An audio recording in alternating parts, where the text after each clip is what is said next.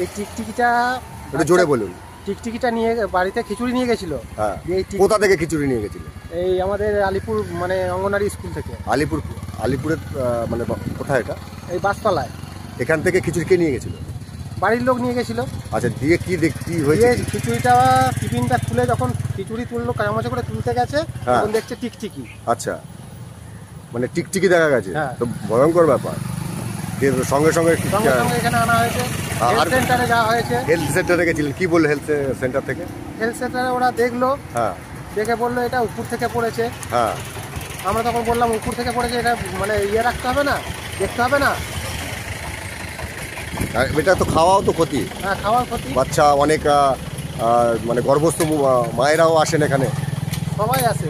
হ্যাঁ, বাচ্চা ছেলে, গর্ভবতী মেয়ে, মারা। আপনার বাড়ি?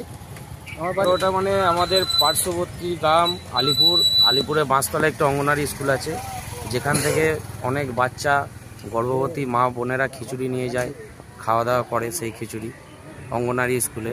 সেইখানে আমার একটা বন্ধুর বাড়ি থেকে খিচুড়ি নিয়ে যাওয়া হয়েছিল, যার নাম রঞ্জন বসু। ওর বাড়িতে খিচুড়ি নিয়ে গিয়েছিল। খিচুড়িটা যখন থালায় নিতে যায় খাবারের জন্য, দেখে একটি টিকটিকি মরে পড়ে আছে। এই টিকটিকি তো বিশাল ক্ষতিগ্রস্ত, বিষাক্ত আমরা মনে করি। এই অবস্থায় যদি খিচুড়িটা সাধারণ মানুষ খায়, বাচ্চা মহিলারা খায়, তারা অসুস্থ হয়ে পড়বেন।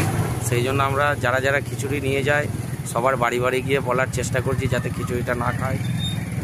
আর উপরমহল বা হেলথ সেন্টারে জানিয়েছে, রঞ্জন বসু জানিয়েছে। আমরা এলাকার ছেলেরা সব জায়গায় গিয়ে জানাচ্ছি যাতে আগামী দিনে খুব সতর্কভাবে রান্না করেন ওনারা, কেন এটা অধিকাংশ খায় বাচ্চা আর মহিলা, গর্ভবতী মহিলা বাচ্চারাই খায়। সেই জন্য আমরা সব বাড়ি বাড়ি যাচ্ছি, বলছি এই আজকের খিচুড়িটা যেন না খায়। যিনি রান্না করেন ওনাকেও বলা হলো যে সতর্কর সাথে যাতে রান্না করে।